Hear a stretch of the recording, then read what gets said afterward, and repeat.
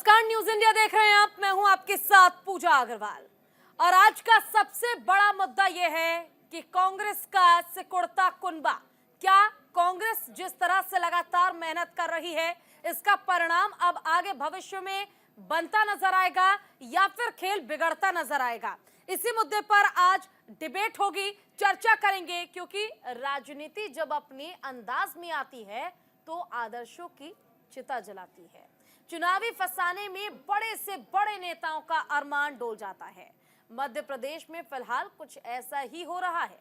किसी समय में पूर्व प्रधानमंत्री इंदिरा गांधी कहती थी, मेरे 3 बेटे हैं, राजीव, संजय और कमलनाथ। जी हां, कमलनाथ। और इसी से कांग्रेस में उनके कद का अंदाजा लगाया जा सकता है कि कभी संजय गांधी का हमसाया, इंदिरा गांधी का मुंह बोला बेटा, कांग्रेस के कई सरकारों में मंत्री रहे मध्य प्रदेश के पूर्व मुख्यमंत्री कमलनाथ का मोह कांग्रेस से भंग हो गया है। जंगल में आग और हवा में वायरस की तरह राजनीतिक गलियारों में खबर फैल रही है कि कांग्रेस का हाथ का साथ छोड़कर बीजेपी का दामन कमलनाथ थामने के लिए तैयार हैं। देश और मध्य प्रदेश की राजनीति में कमलनाथ की गिनती कद्दावर नेता के तौर पर की जाती है। जब भी राजनीति के अहम कद्दावरों की बात की जाती है, तब कमलनाथ का नाम टॉप नेता के तौर पर शुमार किया जाता है। 2018 में 15 साल के वनवास के बाद कांग्रेस ने मध्य प्रदेश की सत्ता में वापसी की थी। कांग्रेस को सूबे में सत्ता दिलाई गई थी। उस वक्त जीत का सेहरा उनके सिर पर बंधा था, यानी कि कमलनाथ के सिर पर बंधा था और कमलनाथ के जरिए ही सत्ता में आई कांग्रेस। लेकिन कमलनाथ उस जीत में नायक के तौर पर उस दौरान उभरे भी थे। हालांकि ज्योतिरादित्य सिंधिया और उनके समर्थकों की बगावत के बाद उनकी सरकार महज 15 महीनों में ही गिर गई थी। 1968 में वो युवक कांग्रेस में शामिल हुए। 1976 में उत्तर प्रदेश युवक कांग्रेस का उन्हें प्रभार मिला और 1970 से 81 तक वो अखिल भारतीय युवा कांग्रेस की राष्ट्रीय परिषद के सदस्य रहे। साल 1982 से 2018 तक 600 से अधिक विदेशी दौरों का रिकॉर्ड उनके नाम पर रहा। दुनिया के अधिकांश देशों में संयुक्त राष्ट्र संघ की साधारण सभा से लेकर अंतर्राष्ट्रीय संसदीय सम्मेलनों में उन्होंने भारत का प्रतिनिधित्व किया। लेकिन 2023 में मध्य प्रदेश की विधानसभा में मिली चुनावी हार ने उन्हें अर्श से फर्श पर ला दिया।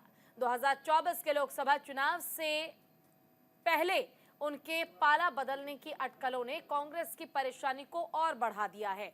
एक तरफ पीएम मोदी के नेतृत्व में जहां एनडीए का कारवां लगातार मजबूत हो रहा है, तो वहीं दूसरी तरफ कांग्रेस को लगातार सियासी पटखनी का मुंह देखना पड़ रहा है। पहले इंडिया अलायंस के कई सहयोगियों ने साथ छोड़ा, अब तो आलम यह है कि कमलनाथ जैसे नेता, जिन्हें पार्टी का थिंक टैंक माना जाता है, पार्टी से मुंह मोड़ने की खबर आ रही है। ऐसे महाराष्ट्र और पंजाब में भी कांग्रेस के नेताओं के बीजेपी से संपर्क करने की बातें कही जा रही हैं।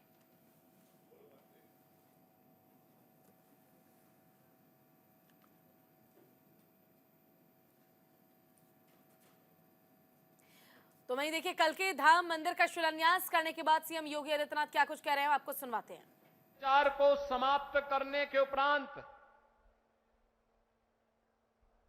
प्रभु श्री रामलला के भव्य मंदिर को बनाने और रामलला को विराजमान करवाने के उपरांत पहली बार संयुक्त अरब अमीरात के अबू धाबी में भगवान श्री नारायण के ही भव्य मंदिर के भव्य उद्घाटन कार्यक्रम के उपरांत आदरणीय प्रधानमंत्री जी का आगमन इस संभल जनपद में हुआ है।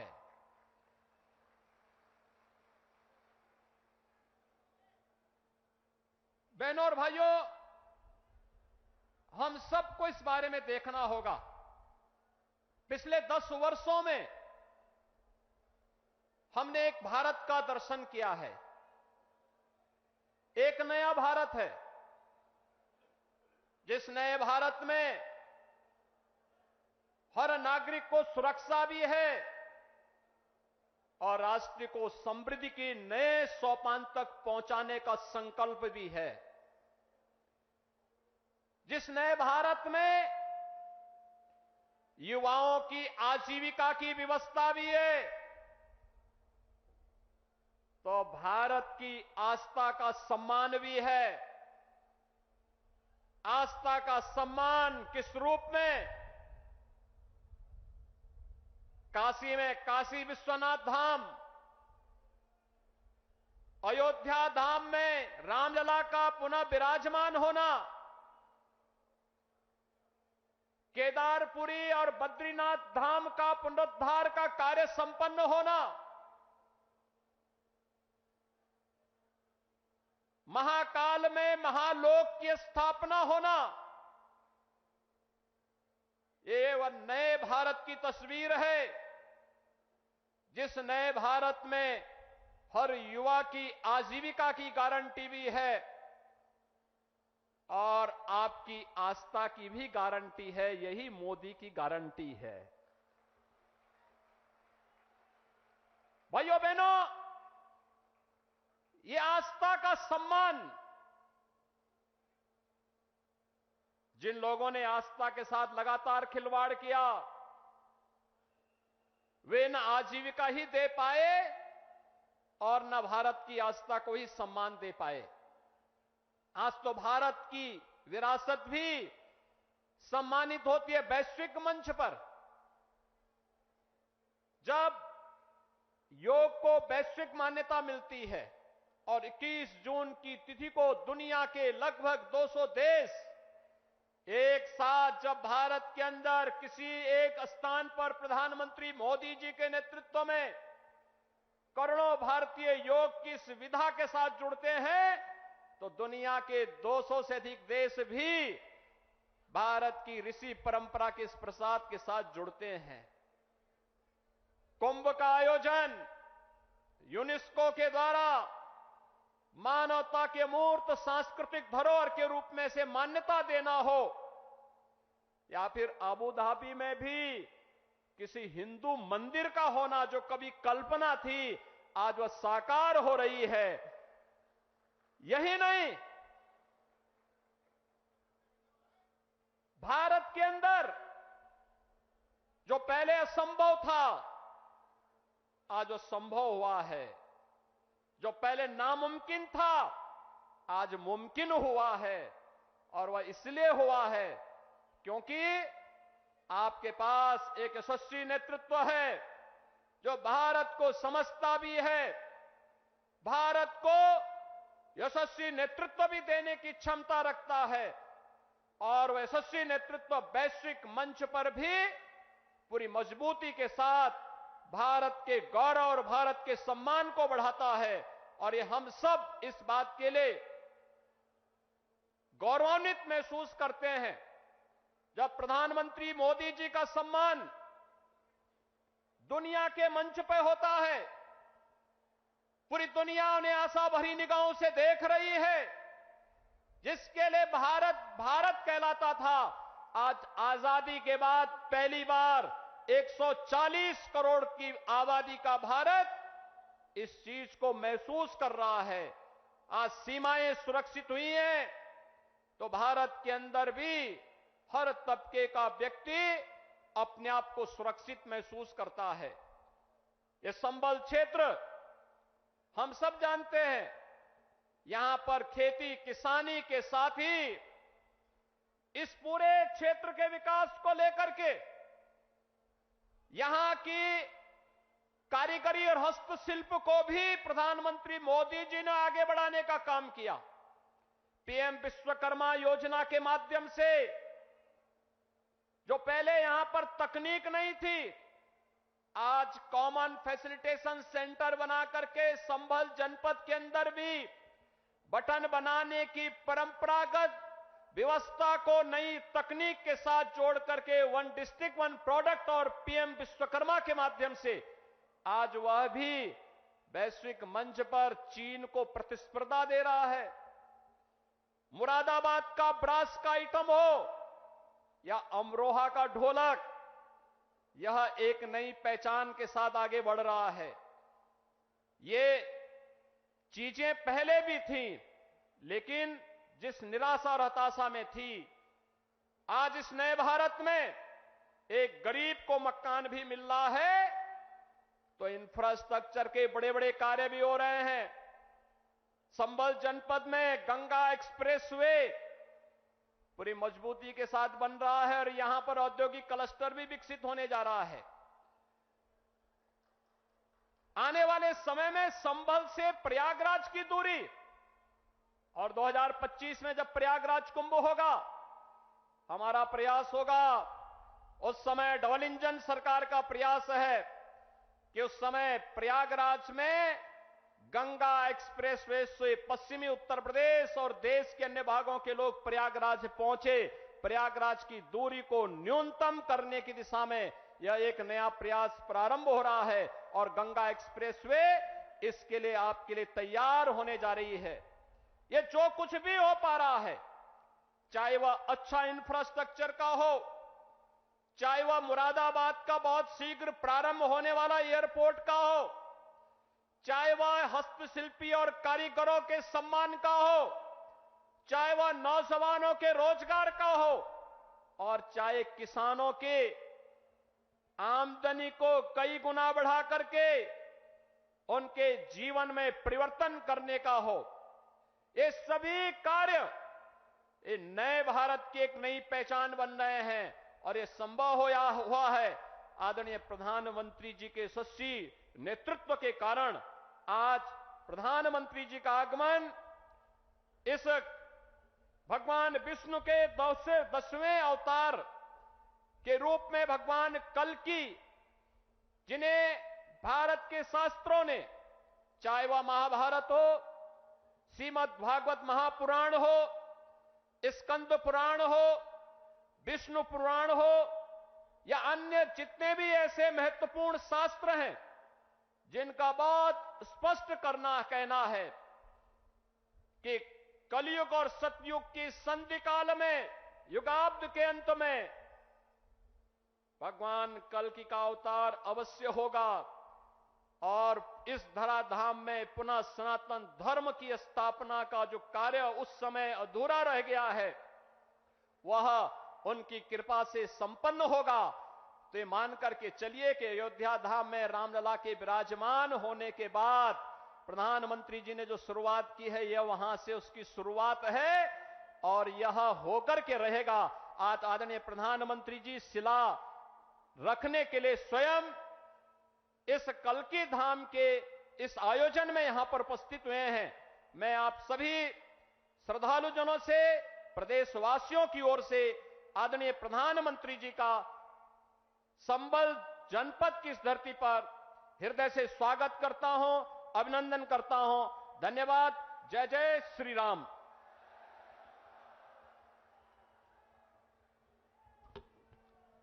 अब वो समय आ गया है, वो घड़ी आ गई है, वो लम्हा आ गया है, वो पल आ गया है जब हम भारत के यशस्वी प्रधानमंत्री जी को सुनेंगे। और हम लाखों की संख्या में यहाँ इकट्ठे हैं, लेकिन पूरी दुनिया के करोड़ों लोग जो सनातन के प्रेमी हैं, जो भारत के प्रेमी हैं, वो सब सुनना चाहते हैं कि भारत के प्रधानमंत्री जी श्री कल्कि धाम की पावन धरती से आज क्या बोलेंगे।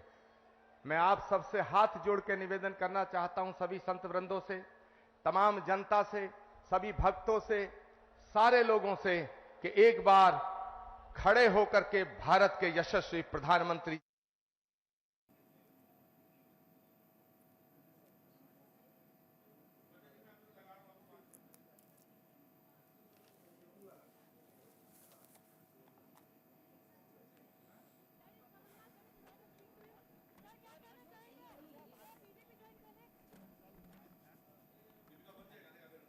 और यहां वक्त छोड़ से ब्रेक का जल लौटेंगे।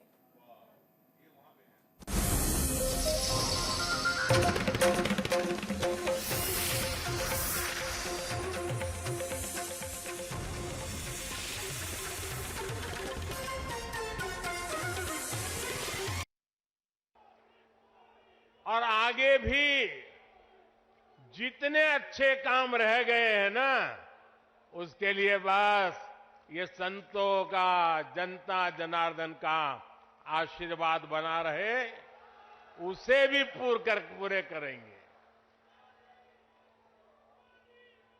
साथियों, आज छत्रपति शिवाजी महाराज की जन्म जयंती भी है। ये दिन इसलिए और पवित्र हो जाता है और ज्यादा प्रेरणादायक हो जाता है। आज हम देश में जो सांस्कृतिक पुनरोदय देख रहे हैं, आज अपनी पहचान पर गर्व और उसकी स्थापना का जो आत्मविश्वास दिख रहा है, वो प्रेरणा हमें छत्रपति शिवाजी महाराज से ही मिलती है। मैं इस अवसर पर छत्रपति शिवाजी महाराज के चरणों में श्रद्धापूर्वक नमन करता हूं, उन्हें श्रद्धांजलि अर्पित करता हूं। साथियों, पिछले दिनों जब प्रमोद कृष्णम जी मुझे निमंत्रण देने के लिए आए थे, जो बातें उन्होंने बताई, उसके आधार पर मैं कह रहा हूं कि आज जितना आनंद उनको हो रहा है, उससे अनेक गुना आनंद उनकी पूज्य माता जी की आत्मा जहां भी होगी, उनको होता होगा।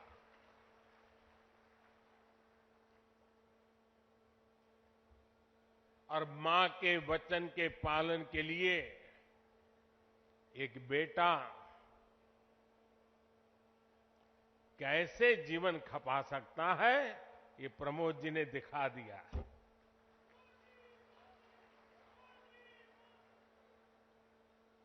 प्रमोद कृष्णम जी बता रहे थे कि कई एकड़ में फैला ये विशाल धाम कई मायनों में विशिष्ट होने वाला है।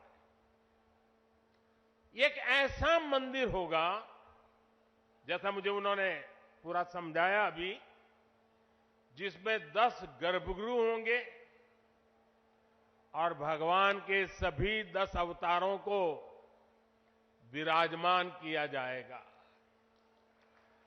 10 अवतारों के माध्यम से हमारे शास्त्रों ने केवल मनुष्य ही नहीं, बल्कि अलग अलग स्वरूपों में ईश्वरीय अवतार को प्रस्तुत किया गया है।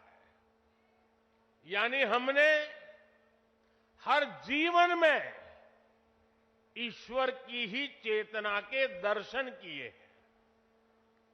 हमने ईश्वर के स्वरूप को सिंह में भी देखा, वराह में भी देखा और कच्छप में भी देखा। इन सभी स्वरूपों की एक साथ स्थापना हमारी मान्यताओं की व्यापक छवि प्रस्तुत करेगी।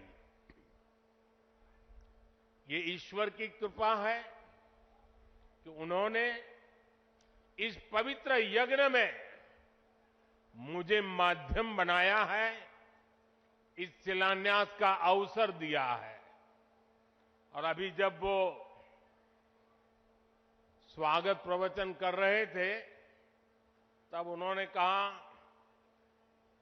कि हर किसी के पास कुछ न कुछ देने को होता है, मेरे पास कुछ नहीं है, मैं सिर्फ भावना व्यक्त कर सकता हूं।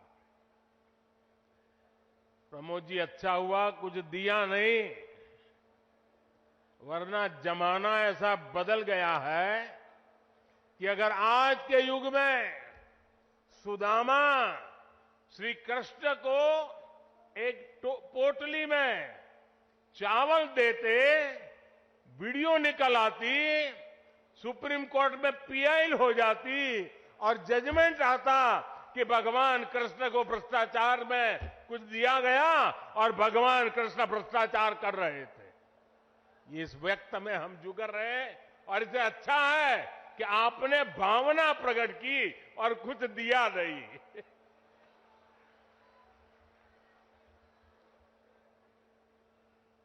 मैं इस शुभ कार्य में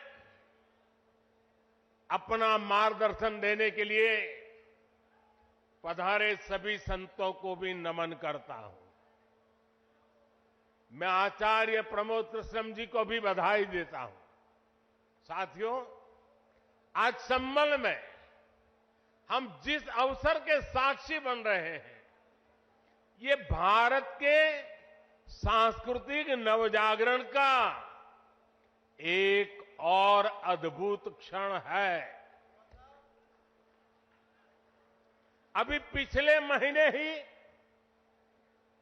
22 जनवरी को देश ने अयोध्या में 500 साल के इंतजार को पूरा होते देखा है। राम लला के विराजमान होने का वो अलौकिक अनुभव, वो दिव्य अनुभूति अब भी हमें भावुक कर जाती है। इसी बीच हम देश से सैकड़ों किलोमीटर दूर अरब की धरती पर अबू धाबी में पहले विराट मंदिर के लोकार्पण के साक्षी भी बने हैं। पहले जो कल्पना से भी परे था, अब वो हकीकत बन चुका है। और अब हम यहां संभल में भव्य कल की धाम के शिलान्यास के गवाह बन रहे हैं। भाई और बहनों, एक के बाद एक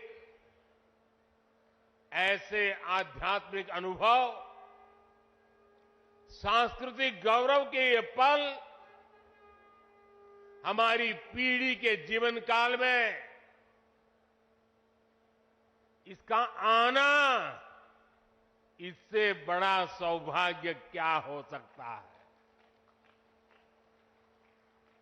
इसी कालखंड में हमने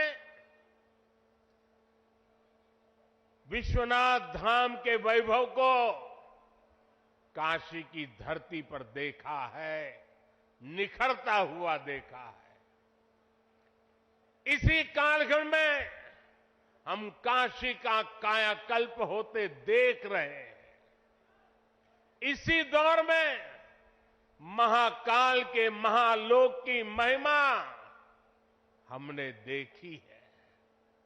हमने सोमनाथ का विकास देखा है, केदार घाटी का पुनर्निर्माण देखा है। हम विकास भी, विरासत भी इस मंत्र को आत्मसात करते हुए चल रहे हैं। आज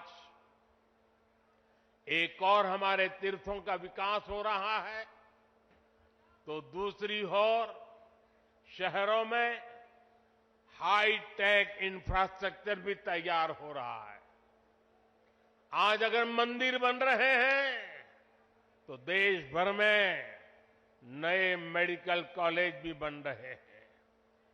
आज विदेशों से हमारी प्राचीन मूर्तियां भी वापस लाई जा रही है और रिकॉर्ड संख्या में विदेशी निवेश भी आ रहा है। ये परिवर्तन प्रमाण है साथियों, और प्रमाण इस बात का है, समय का चक्र घूम चुका है। एक नया दौर आज हमारे दरवाजे पर दस्तक दे रहा है। ये समय है हम उस आगमन का दिल खोलकर स्वागत करें। इसलिए मैंने लाल किले से देश को विश्वास दिलाया था, यही समय है, सही समय है। साथियों, जिस दिन अयोध्या में राम मंदिर की प्राण प्रतिष्ठा हुई थी, तब मैंने एक और बात कही थी। 22 जनवरी से अब नए काल चक्र की शुरुआत हो चुकी है। प्रभु श्री राम ने जब शासन किया तो उसका प्रभाव हजारों वर्ष तक रहा। उसी तरह राम लला के विराजमान होने से अगले 1000 वर्षों तक भारत के लिए एक नई यात्रा का शुभारंभ हो रहा है। अमृत काल में राष्ट्र निर्माण के लिए पूरी सहस्त्र शताब्दी का ये संकल्प केवल एक अभिलाषा भर नहीं है, ये एक ऐसा संकल्प है जिसे हमारी संस्कृति ने हर कालखंड में जीकर दिखाया है। भगवान कल्कि के विषय में आचार्य प्रमोद कृष्णम जी ने गहरा अध्ययन किया है। भगवान कल्कि के अवतार से जुड़े कई सारे तथ्य और शास्त्रीय जानकारियां भी आचार्य प्रमोद कृष्णम जी मुझे बता रहे थे। जैसे उन्होंने बताया कि कल्कि पुराण में लिखा है, शंबले वस तस्तस्य सहस्त्र परिवत्सरा, यानी भगवान राम की तरह ही कल्कि का अवतार भी हजारों वर्षों की रूपरेखा तय करेगा। इसलिए भाइयों और बहनों, हम ये कह सकते हैं कि कल्कि काल चक्र के परिवर्तन के प्रणेता भी है और प्रेरणा स्रोत भी है।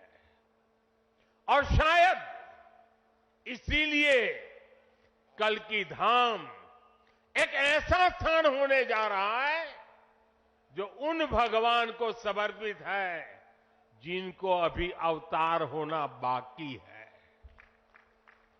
अब कल्पना करिए, हमारे शास्त्रों में सैकड़ों हजारों साल पहले भविष्य को लेकर इस तरह की अवधारणा लिखी गई। हजारों वर्ष बाद की घटनाओं के लिए भी सोचा गया। ये कितना अद्भुत है, और ये भी कितना अद्भुत है कि आज प्रमोद कृष्णम जैसे लोग पूरे विश्वास के साथ उन मान्यताओं को आगे बढ़ा रहे हैं, अपना जीवन खपा रहे हैं। वो भगवान कल्कि के लिए मंदिर बना रहे हैं, उनकी आराधना कर रहे हैं। हजारों वर्ष बाद की आस्था और अभी से उसकी तैयारी, यानी हम लोग भविष्य को लेकर कितने तैयार रहने वाले लोग हैं। इसके लिए तो प्रमोद कृष्णम जी वाकई सराहना के पात्र हैं। मैं तो प्रमोद कृष्णम जी को एक राजनीतिक व्यक्ति के रूप में दूर से जानता था, मेरा परिचय नहीं था। लेकिन अभी जब कुछ दिन पहले मेरी उनसे पहली मुलाकात हुई तो ये भी पता चला कि वो ऐसे धार्मिक आध्यात्मिक कार्यों में कितनी मेहनत से लगे रहते हैं। कल्कि मंदिर के लिए इन्हें पिछली सरकारों से लंबी लड़ाई लड़नी पड़ी, कोर्ट के चक्कर भी लगाने पड़े। वो मुझे बता रहे थे कि एक समय उन्हें कहा जा रहा था कि मंदिर बनाने से शांति व्यवस्था बिगड़ जाएगी। आज हमारी सरकार में प्रमोद कृष्णम जी निश्चिंत होकर इस काम को शुरू कर पाए हैं। मुझे भरोसा है कि मंदिर इस बात का प्रमाण होगी कि हम बेहतर भविष्य को लेकर कितने सकारात्मक रहने वाले लोग हैं। साथियों, भारत पराभव से भी विजय को खींच करके लाने वाला राष्ट्र है। हम पर सैकड़ों वर्षों तक इतने आक्रमण हुए, कोई और देश होता, कोई और समाज होता तो लगातार इतने आक्रमणों की चोट से पूरी तरह नष्ट हो गया होता। फिर भी हम न केवल डटे रहे बल्कि और भी ज्यादा मजबूत होकर सामने आए। आज सदियों के वो बलिदान फलीभूत हो रहे हैं। जैसे कोई बीज वर्षों के अकाल में पड़ा रहा हो, लेकिन जब वर्षा काल आता है तो वो बीज अंकुरित हो उठता है। वैसे ही आज भारत के अमृत काल में भारत के गौरव, भारत के उत्कर्ष और भारत के सामर्थ्य का बीज अंकुरित हो रहा है। एक के बाद एक हर क्षेत्र में कितना कुछ नया हो रहा है। जैसे देश के संत और आचार्य नए मंदिर बनवा रहे हैं, वैसे ही मुझे ईश्वर ने राष्ट्र रूपी मंदिर के नवनिर्माण का दायित्व सौंपा है। मैं दिन रात राष्ट्र रूपी मंदिर को भव्यता देने में लगा हूं, उसके गौरव का विस्तार कर रहा हूं। इस निष्ठा के परिणाम भी हमें उसी तेजी से मिल रहे हैं। आज पहली बार भारत उस मुकाम पर है जहां हम अनुसरण नहीं कर रहे हैं, उदाहरण पेश कर रहे हैं। आज पहली बार भारत को टेक्नोलॉजी और डिजिटल टेक्नोलॉजी के क्षेत्र में संभावनाओं के केंद्र के रूप में देखा जा रहा है। हमारी टेक्नोलॉजी के क्षेत्र में लगातार संभावनाएं जो हैं वो बढ़ती जा रही हैं और ऐसे में प्रमोद कृष्णम का जिक्र करते हुए प्रधानमंत्री नरेंद्र मोदी ने कहा कि संतों और महंतों का ही ये योगदान है कि आज राम मंदिर बनकर तैयार हुआ है और लगातार ये प्रयास आगे भी जारी रहेगा। यहाँ वक्त छोटे से ब्रेक का, जल्द लौटेंगे।